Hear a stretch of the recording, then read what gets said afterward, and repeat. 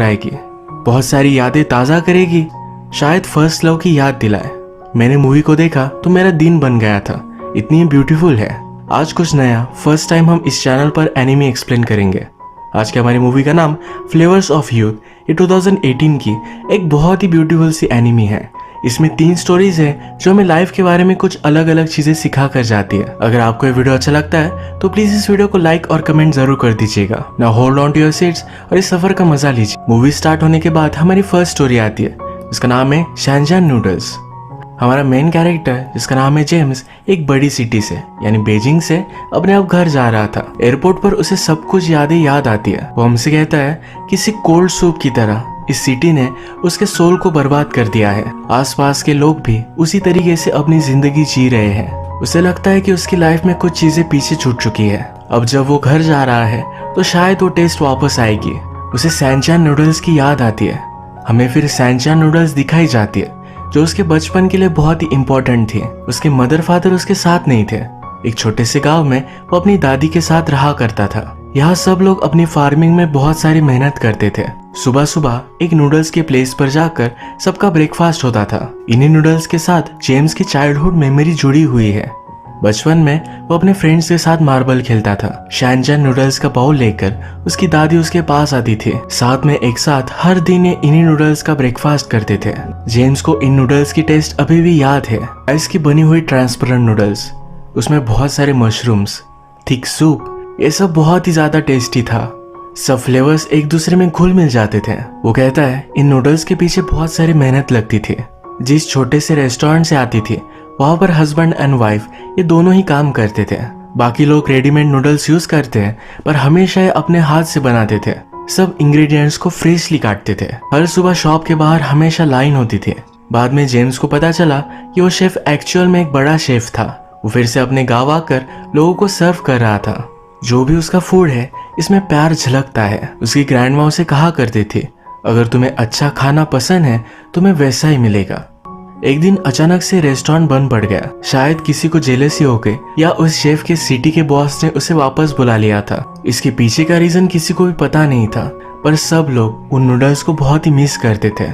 James कहता है कि वो दोनों कहीं भी होंगे हमेशा लोगों को अच्छा सा सर्व करेंगे, वो लोग लकी होंगे। इसके बाद अगली मेमोरी जो उसे आती है ये उसके हाई स्कूल की है। उसके हाई स्कूल के पास और एक नूडल शॉप था। ये शॉप रेडीमेड नूडल्स यूज करता था पर फिर भी बहुत ही टेस्टी था। नूडल्स के ऊपर की टॉपिंग ये हाई फ्लेम में वो बनाया करते थे, जिससे बहुत ही बेस्ट टेस्ट आती थी। जो लेडी इस नूडल्स को बनाती थी उसका बेटा भी उसी स्कूल में जाता था जहाँ पर जेम्स जाता है। जेम्स से उसकी जान पहचान थी। ये सब बातें उसने उसे कही थी। जेम्स को यहाँ के नूडल्स पसंद आते थे पर यहाँ आने का रीजन उसका कुछ अलग था। एक लड़की इस शॉप से होकर आगे स्कूल में जाया करती थी। ये जेम्स की सीनियर थी, पर जब वो धूप में जाती थी तो उसके बाल लहराना, गोल्डन दिखना, ये सब जेम्स को बहुत ही लुभाता था। उसने उससे कभी भी बात नहीं की, पर हर रोज उसे देखने के लिए वो यहाँ आया करता था। ये सीन देखने के बाद बॉलीवुड का गाना याद आता है। घर से निकलते ही कुछ दूर चलते ही रास्ते में उसका घर, कल सुबह देखा तो बाल बनाती वो खिड़की में आई नजर। वो जब यहाँ से गुजरती थी तो जेम्स को लगता था कि सब चीजें हमेशा ऐसी चलेगी। एक दिन वो फिर से अपने नूडल शॉप पर आया तो बदल चुका था। नूडल के लेडी को उसके हस्बैंड ने समझाया और उन्होंने फिश शॉप डाल दी थी। न्यू शॉप तो आ गया था पर जेम्स को लेडी खुश नहीं लगी। एक दिन स्कूल में एक स्टूडेंट को बहुत मारा गया था। उस नूडल लेडी का ही ये बेटा था। उस लेडी के बहुत सारे होप्स थे कि उसका बेटा सही से सीखेगा और अच्छी सी जॉब लेगा, पर ऐसा अब कुछ भी नहीं हो सकता। वो बहुत ही ज्यादा दुखी थी। इसके बाद और भी कुछ दिन चले गए और ये नूडल शॉप फिर से ओपन हुआ। नूडल लेडी का बेटा भी अब शॉप में काम कर रहा था। ये एज अ फैमिली तीनों बहुत ही खुश थे। जब जेम्स बड़ा हो गया वो सिटी में काम करता था। हमेशा उसे बचपन में अपनी ग्रैंड माँ की, उस नूडल लेडी की, सबकी मेमोरीज आती रहती थी। वो कहता है कि मैं आज भी नूडल्स खाता हूँ, पर अकेला ही। जिस कमर्शियल नूडल शॉप में नूडल्स खाता है वहाँ के नूडल्स पर उतनी ज्यादा टॉपिंग नहीं मिलती। उसका टेस्ट तो ठीक ठाक है पर बचपन जैसा मजा नहीं आता। अब फिर से प्रेजेंट में जेम्स फ्लाइट लेकर अपने घर पर आ गया क्योंकि उसकी दादी बीमार थी। उसकी दादी कहती है कि शायद हम दोनों मिलकर फिर से कभी शैनचैन नूडल्स खा ना सके। ये सुनकर जेम्स के आंखों में आंसू आ गए। अपने दादी की गुजर जाने के बाद कुछ दिन वो यही रुका। एक दिन जेम्स वॉक पर निकला। उसकी पुराने स्कूल, पुराना गांव सब कुछ देखा। स्कूल के पास नूडल शॉप आज भी वैसे का वैसा ही था। नूडल लेडी अपनी फैमिली के साथ सब लोगों को सर्व करती थी। ये पूरी फैमिली खुश थी। कुछ चीजें कभी भी नहीं बदलती। वो फिर से वहां बैठकर उस लड़की को याद करता है। यहाँ उसने रियलाइज किया कि लाइफ में चीजें कितने भी हार्ड क्यों ना हो जाए, पर फिर भी एक आशा की किरण तो आने ही वाली है। अपनी लाइफ को लेकर वो बहुत ही दुखी था, पर वो होपफुल है कि कभी ना कभी तो उसे खुशी मिलेगी ही। इस स्टोरी का यही मैसेज था। पास में हमारी बहुत सारी यादें थी। शायद आजकल जिंदगी उतनी सही नहीं चल रही, पर हमेशा हमें होप है कि जिंदगी अच्छी होगी, और वो हो भी जाती है। पर्सनली मेरे कुछ दिन बहुत ही खराब होते हैं, पर फ्यूचर के लिए हमेशा मैं होपफुल होता हूँ। इसी होप की वजह से मुझे बहुत ही अच्छी सी दुनिया नजर आती है, अच्छे दिन मिल जाते हैं। इस स्टोरी का यही मैसेज था। इसके बाद हम अगली स्टोरी पर बढ़ेंगे। इसका नाम है लिटिल फैशन शो। हमारे मेन कैरेक्टर का नाम है क्रिस्टी। क्रिस्टी हमसे कहती है, मुझे बचपन से अच्छे अच्छे कपड़े पहनना बहुत ही अच्छा लगता था। उसकी सिस्टर का नाम है लिली, और वो लिली से हमेशा कपड़े एक्सचेंज कर लेती थी। बाद में वो बहुत ही ज्यादा टॉल हो गई तो ये कर नहीं पाई।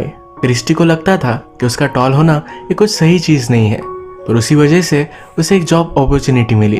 वो बहुत ही अच्छी मॉडल बन गई। अलग अलग कपड़े पहनना उसे अच्छा लगता था, तो यही अपनी पूरी लाइफ तक वो करती रहेगी।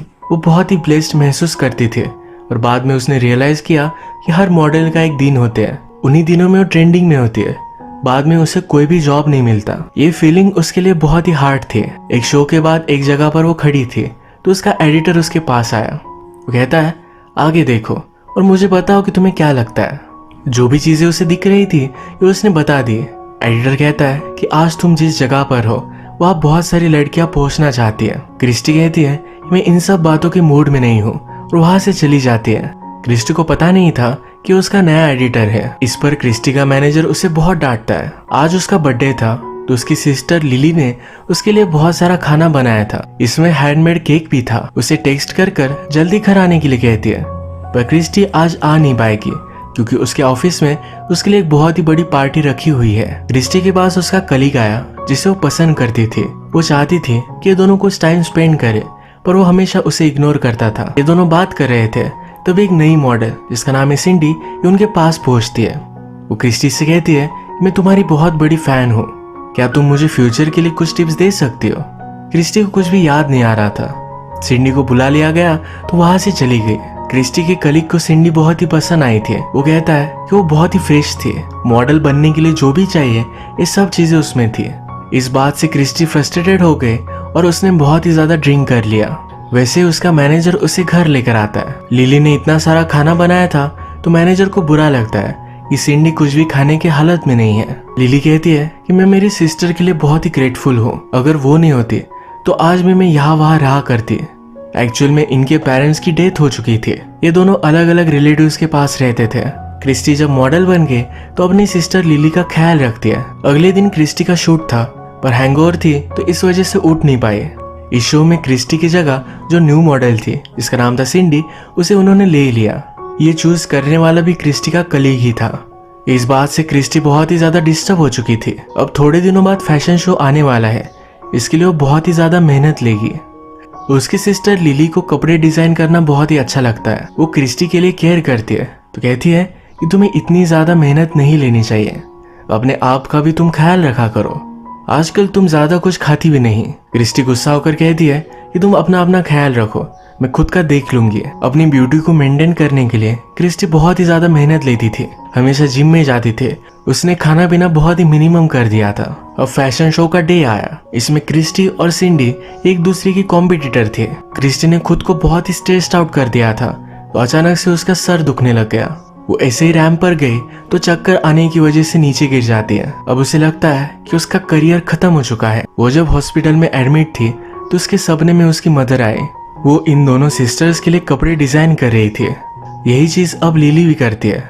लिली चाहती है कि उसकी डिजाइन किए हुए कपड़े अगर किसी को खुश करे तो वो भी खुश रहेगी। क्रिस्टी को अब लग रहा था कि उसका करियर ओवर है और कुछ अलग करना चाहती थी। वो लिली से कहती है कि मैं भी तुम्हारी तरह कपड़े डिजाइन करूंगी। इस पर लिली बहुत ही ज्यादा गुस्सा हो गई। क्रिस्टी का हमेशा से एक ही गोल था कि वो मॉडल बने और अपनी सिस्टर का ख्याल रखे। लिली अपने सिस्टर को अपने गोल से डिविएट होता हुआ देखकर बहुत ही ज्यादा गुस्सा हो गई थी। क्रिस्टी ने गुस्से में लिली से कहा था कि तुम्हें जो लाइफ मिली है ये सब मेरी वजह से मिली है। लिली को इस पर गुस्सा आ गया और वो अब स्कूल जाकर रह रही थी। इसके बाद क्रिस्टी अपने मैनेजर से मिलने के लिए आई। वो कहती है कि अब मैं जॉब छोड़ देने वाली हूँ। वो अपनी सिस्टर को सपोर्ट करना चाहती है, इसलिए पैसे कमाएगी। उसका मैनेजर कहता है कि तुम दोनों चीजें चाहती थी, मॉडल बनना और अपनी सिस्टर को सपोर्ट करना। तुम्हारा तो कोई हस्बैंड भी नहीं है जो तुम्हारा ख्याल रखेगा। तुम्हारा फ्यूचर ये बहुत ही ज्यादा अनसर्टन है। क्रिस्टी अपने मैनेजर पर भी गुस्सा हो गई। कहती है कि मेरी वजह से तुमने बहुत सारा पैसा कमाया है और मुझसे इस तरह से बात कर रहे हो। मैनेजर कहता है इसी गुस्से की वजह से सब प्रॉब्लम हुआ है। अपनी सिस्टर को भी ऐसा ही कुछ तुमने बोल डाला होगा। ये जो तुम्हारा गुस्सा है ये तुम अपनी मॉडलिंग में दिखाओ। अगर मेहनत करोगी तो फिर से टॉप मॉडल बन सकती हो। क्रिस्टी भी अब इस चीज के लिए मान जाती है। उसके मैनेजर ने एक शो के लिए उसे आने के लिए कहा। अगले दिन क्रिस्टी के लिए लिली ने कुछ नोट छोड़ी थी। इसमें उसने बेस्ट ऑफ लक किया था। क्रिस्टी फिर फैशन शो की जगह पर पहुंचती है। क्रिस्टी के मैनेजर और लिली ने मिलकर लिली के सब सर्कल को यहाँ बुलाया हुआ है। जो ब्यूटीफुल से क्लॉथ्स लिली डिजाइन करती है यही पहनकर अब क्रिस्टी को फैशन शो करना है। क्रिस्टी का शो बहुत ही सक्सेसफुल हुआ। अब उसे किसी के पास भी काम मांगने के लिए जाना नहीं पड़ेगा। इन दोनों सिस्टर ने मिलकर एक क्लोथिंग लाइन ही डेवलप की है, एक बड़ा बिजनेस खड़ा कर दिया है। ये दोनों सक्सेसफुल हो गए। ये स्टोरी भी हमें बता कर जाती है कि कभी भी हमें हमारे ड्रीम से भागना नहीं चाहिए, उन्हें करेज के साथ परस्यू करना चाहिए। अब मूवी की अगली स्टोरी ये हमारी लव स्टोरी है। इसका नाम है शंघाई लव। मूवी स्टार्ट होती है और हम देख सकते हैं कि हमारा मेन कैरेक्टर जिसका नाम है रॉन एक नए घर में शिफ्ट हुआ है। शिफ्टिंग में उसका फ्रेंड पॉल उसे हेल्प कर रहा था। उसे पछतावा आता है कि बहुत ही इम्पल्सिव डिसीजन था। उसने अपने पेरेंट्स को बोल दिया था कि वो घर से चला जाएगा। अपनी बात से वो मुकर नहीं सकता था, तो इसी वजह से अब वो शिफ्ट कर रहा है। एक्चुअल में काम पर उसे बहुत ही ज्यादा लोड था। जो डिजाइन उसे बनाने के लिए कही गई थी उसके बॉस को पसंद नहीं आई। उसे बहुत डांट पड़ी। जब वो घर पर आया तो उसकी मदर उसे इरिटेट कर रही थी। इसी वजह से गुस्से गुस्से में वो घर से निकल गया। उसकी नई बिल्डिंग से उसके ग्रैंडमा का घर दिखता है। उसका फ्रेंड पूछता है क्या अभी भी तुम्हारी ग्रैंडपा वही रहती है? ये जगह देखकर उन्हें अपने बचपन की याद आती है। शिफ्टिंग के सब सामान अनपैक करते हुए रॉन को एक कैसेट मिली। उसे याद आया कि ये कैसेट तो सिया के पास थे जो उसकी बेस्ट फ्रेंड हुआ करती थी। पॉल कहता है कि एक दिन मैं तुम्हारे घर आया था, तुम बहुत ही बिजी थे तो तुम्हारी मदर को मैंने दे दी थी। इसके बारे में रॉन को कुछ भी पता नहीं था। इस कैसेट का मैसेज उसके लिए बहुत ही ज्यादा इम्पोर्टेंट है, पर आजकल का जमाना डिजिटल का है। उसमें कैसेट प्लेयर उसे कहीं भी मिलने नहीं वाला। इसी कैसेट प्लेयर को ढूंढने के लिए वो हर जगह पर भागने लगता है। इसके बाद हमें उसका पास्ट पता चलता है। रॉन, सिया और पॉल बेस्ट फ्रेंड्स थे। बचपन में हमेशा एक साथ ही रहते थे। सिया दिल की बहुत ही अच्छी थी। रॉन के ग्रैंडपा के लिए उसने चश्मा बनवाया था।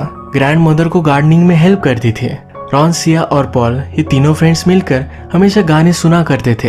एक दिन ये ऐसे गाना सुन रहे थे तो पॉल सिया से बिस्किट मांगता है, पर बिस्किट सिया रॉन को देती है। इस पर पॉल ने कहा कि मुझे हमेशा से मालूम था कि तुम रॉन को पसंद करते हो। इस पर रॉन एम्बैरस हो गया, पर पॉल चिल्ला चिल्ला कर सारे घर में बता देता है।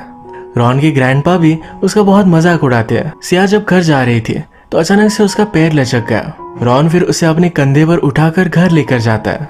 वो कहती है कि शायद मैं कल स्कूल नहीं आऊंगी। उसने उसे एक कैसेट दी। कहा कल जो भी होगा इस कैसेट में रिकॉर्ड कर लेना। रिकॉर्ड करते हो कुछ फनी चीजें बोलना, यानी मैं बार बार सुन पाऊँ। अगले दिन बेचारा रॉन ये रिकॉर्ड करते करते पकड़ा गया।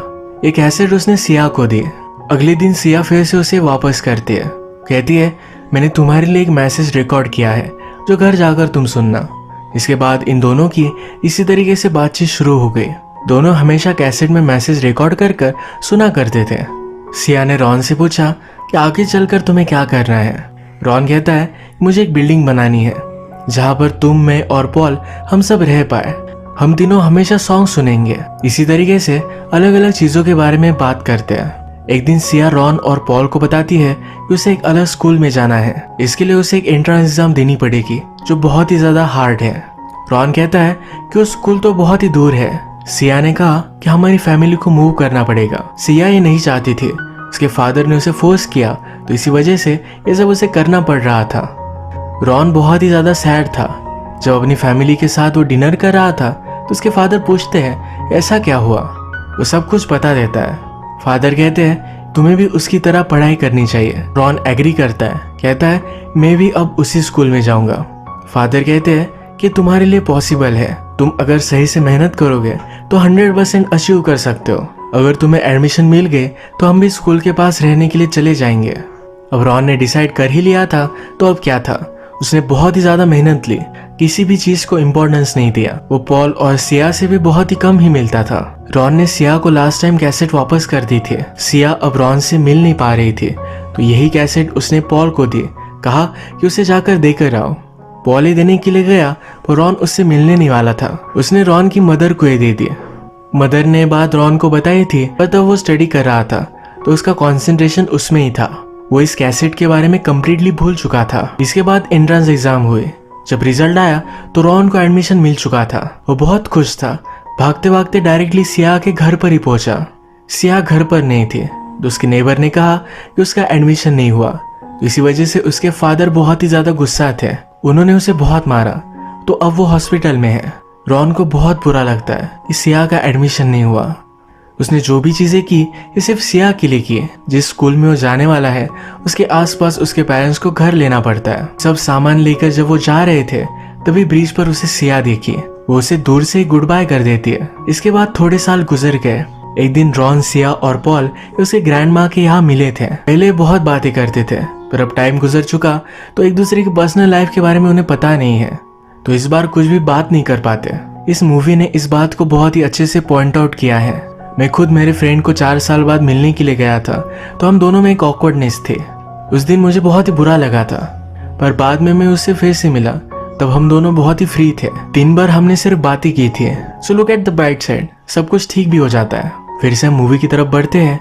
इस डिनर के बाद सिया रॉन के पास आकर बैठी।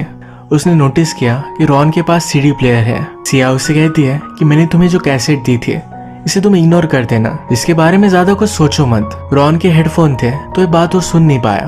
और फिर से हमें प्रेजेंट दिखाया जाता है, और अभी अभी रॉन को इस कैसेट के बारे में पता चला है। हवा ढूंढकर अपने कैसेट प्लेयर को ढूंढ ही लेता है। इसमें सिया का मैसेज था, जिसमें उसने कहा था कि उसकी फ्रेंडशिप को बहुत ही वैल्यू करती है। वो लाइफ में आगे तो बढ़ना चाहती है, पर अपने फ्रेंड्स के साथ। वो नए स्कूल में नहीं जाना चाहती, रॉन के साथ ही रहना चाहती है, तो एंट्रेंस एग्जाम में खुद से वो फेल हो जाएगी। रॉन को सुनकर बहुत पछतावा होता है। वो अपने जॉब से सेटिस्फाइड नहीं था, तो वो फिर से ना पछता है, तो इसलिए उसने जॉब छोड़ दिया। अपने ग्रैंड माँ के यहाँ एक बड़ा सा मॉडल उसने डाला। उसने हमेशा से कहा था कि तीनों फ्रेंड्स एक ही बिल्डिंग में रहेंगे, तो अब उसने बड़ा सा मॉडल ही क्रिएट किया है, जिससे बिजनेस भी होगा और वो फ्री में रह सकता है। वो यहाँ अपने फ्रेंड पॉल के साथ रहता था। सिया अपने एजुकेशन के लिए अमेरिका गई थी। अब इतने साल बाद जब वो वापस आए तो डायरेक्टली रॉन के पास ही आती है। ये दोनों एक दूसरे से मिल चुके हैं और इनकी लव स्टोरी कंप्लीट हो गई है। इसी एक ब्यूटीफुल से मोमेंट पर ये मूवी एंड होती है। ये मूवी मुझे तो बहुत अच्छी लगी। अगर आपको वीडियो अच्छा लगा तो प्लीज़ इस वीडियो को लाइक कर दीजिएगा। मैं बहुत सारी मूवीज़ लेकर आता रहता हूँ, तो प्लीज़ इस चैनल को सब्सक्राइब कर दीजिए और बेल नोटिफिकेशन आइकॉन